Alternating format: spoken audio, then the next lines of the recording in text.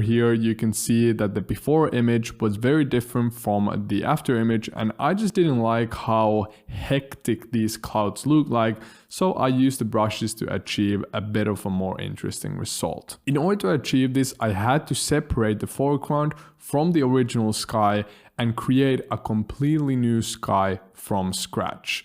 It might sound complicated, but in reality, we only have to click a few buttons and we get to our end result. So let's do it. So first thing I need to do is click on the layer. I need to go up here to where it says select. And then you have a tool called color range.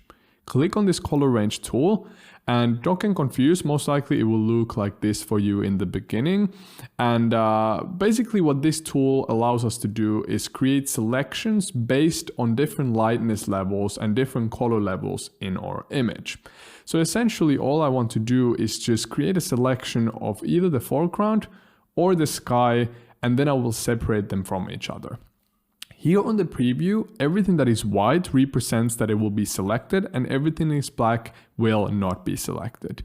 We also have a selection preview here on the bottom, and if you hit this to, let's say, quick mask, you can see all of the areas that will not be selected in red and all of the areas that will be selected in color. There's multiple different previews here. I find the grayscale and the black matte to be the most helpful ones, because here I can see really easily what will be selected and what will not be selected. Because if you hit it to none, you are working with this really small preview here, and it's just easier to hit this, for example, the grayscale, to see what is happening. Don't worry, you don't have to get a perfect selection here straight from the beginning, because these areas that you can see here in black are easy to remove afterwards, but we really need to focus more on the edge here. So start off by just clicking once on the sky. You can see that this looks absolutely horrible and it's nowhere good enough of a selection for us to use. When you hold Shift, there's a little plus icon here on the selection tool, which allows us to add more samples to this. So if I click on another section of the sky, you can see that now we're getting a bit more of a defined selection. Continue clicking on your sky until you are happy with what you are seeing. I'm pretty happy with that. We don't have a lot of black in the sky, and our foreground doesn't have any white, which means that we have a pretty good selection. You can also play around with the fuzziness here, but don't go too far up, because then you're going to start selecting some of the areas in the foreground as well. So I want to bring this to the point where I'm almost not selecting anything from the foreground. It's okay if there's a couple pixels that are showing, and all I need to do then is hit OK. As you can see, it created a selection of our sky here, and it is a very defined selection. And all we need to do to remove the original sky is hold Alt or Option on Mac, and then we click on this icon here on the bottom, which is called the layer mask. Layer mask basically just means that we are hiding certain areas of our project. But when you are holding Alt or Option, it makes sure that everything that is selected when you click on the layer mask icon will be hidden. And this is really important. I said hidden for a purpose, because we didn't permanently lose that data. Let me go a couple steps back by hitting Ctrl Z. If you're not using layer masks and you are, for example, using the eraser tool instead, if I hit on E to get the eraser tool and I erase this sky, we're losing this data permanently, and we can't get it back in any other way than hitting Ctrl Z, which means that you are undoing something. So I don't want to do that. I want to hold Alt or Option on Mac and click on this layer mask icon here. And as you can see, it adds the mask that we created with the color range tool here into the layer mask. Now if I select the brush tool from here or hit B on your keyboard, I can easily start bringing some of these areas out or some of the areas in. So now we don't lose the data, we're just hiding it temporarily. And if you hit Alt or Option and click on the mask, you can see what this mask includes. Let's say we would have a bit of sky visible here. If I now hold here, you can see that it shows the sky here. So if you would see some white here in the sky, even after you create the selection, you can easily just select a black color and then brush here on the sky to remove any of the areas that still remain visible even when you create the selection. I know that's quite a lot of information if you've never used Photoshop before, but remember that the color range tool is really easy and quick way to create very specific selections in Photoshop. And this allows us to separate, for example, the sky and the foreground from each other very quickly. But now you might be wondering, how am I going to create a new sky from scratch? And this is actually very easy. All we need to do is create a new layer. We can hit here on the plus icon. This creates a new blank layer for us on top of the other layer. And there are a few different ways you can create a sky from scratch.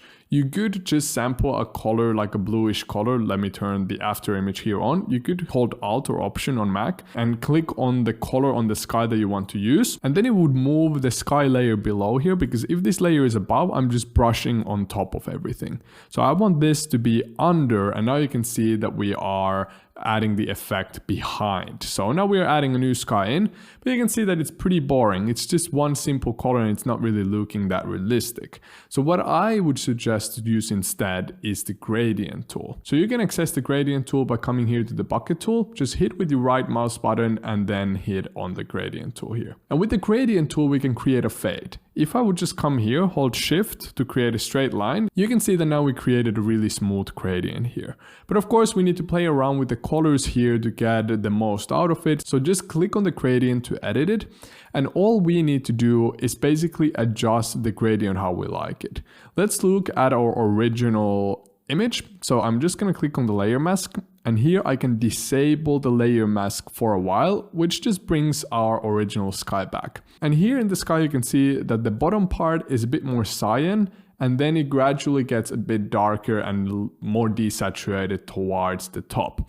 So what we can do is we can actually sample the colors from the original sky to get the most realistic results. So click here on the gradient tool, and here we have multiple different sample points for colors for the gradient. I'm going to start with the left one, double clicking on it, and it gives us this color picker tool. I'm just going to click here on our sky to sample a color, maybe make it slightly darker, and that is our first color. Our second color is going to be somewhere here right before this cloud starts. I'm going to click here, hit OK. And then our last color is going to be this cyan-ish color here. Now we have a nice smooth sky gradient here, and I can hit OK. I will turn my layer back on by just clicking on the layer mask. And then I can use this layer that I created here and just drag a gradient into our scene. If you want to create a gradient to a direction, just hold your mouse and drag to the direction. But if you want to get it straight down, hold Shift and it will create a gradient straight down.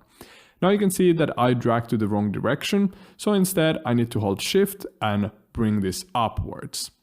And you need to play around with this for a while until you're happy with what you're getting. Just play around with the different settings. I'm pretty happy with something like this. So we get a bit of this cyan here, and then it gets darker towards the top. If you want to modify the sky later, that is completely doable. So let's just now focus on how we got this cloud here. All I need to do now that we have our new sky here, I need to create a new layer, navigate to my brush bundle. So here the brush bundle V2. Then you just click on the cloud brushes and you can pick whatever brush from here. In the example, I use this one. So I'm going to just select this one. As you saw in the first tutorial video, some of the brushes here have a really large size in the beginning. So you need to resize them. There's a few ways to do this. You can come here to the size and you can bring the pixels down and then you get a smaller brush. But an easier way is to hold Alt and then just drag with your right mouse button right and left to make your brush bigger and smaller. On Mac, you need to hold the Ctrl and Alt at the same time and then drag to the right or left to resize your brush. So I'm going to resize my brush here about to the point where it gets hidden here around the edges. We just want to add it to the whole width, because if I add it here like this, we get a random straight line here. So naturally we need to hide that random line. All I need to do now is to make sure that my opacity and flow is set to 100 and that my color is white.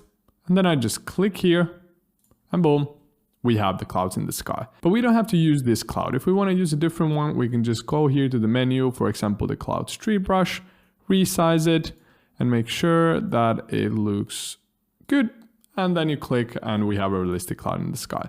So you can use these clouds however you want. There's, for example, this cool hard one. I really like this one. And as you can see, it's very easy once you have added your sky gradient here and when your foreground and original sky is separated from each other. And if you're not 100% happy with the sky yet, everything is still editable. We can click on this layer. We can hit Ctrl-T or Command-T on Mac to modify this. And if I hold Shift and Alt or Shift and Option on Mac at the same time, I can resize this gradient and make it a bit wider, because I noticed that this color here in the middle is a bit distracting. So I will hold Shift and Alt or Option on Mac and I can resize this. I can also hold Alt or Option on Mac and scroll with my mouse to go a bit further. And then I can continue scaling this a little bit just so we get a smoother effect here. I also think that our sky is a bit too dark, so we can add a simple brightness and contrast adjustment here. If you don't see these adjustments here, just go up here to Window and then click Adjustments. So I'm going to click here on the brightness and contrast and just make my sky a little bit brighter. I can also add a bit of contrast to it, but I don't think we really need to add a lot. So something like that looks pretty good. And if you like your skies from the top a bit darker, an easy way to add a bit of darkness to the top afterwards is to create a new layer here on top of our sky. And then click on the gradient tool again.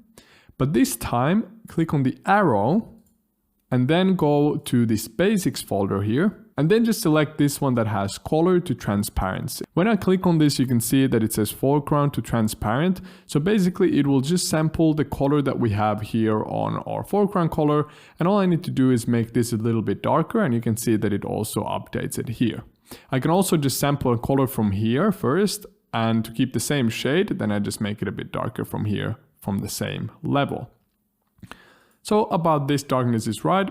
Then I can play around with the opacity. If I keep it at 100%, the effect is going to be quite strong. So I can just bring this to, let's say, 50% or 40 to 50%. And then I'm going to make my color slightly darker.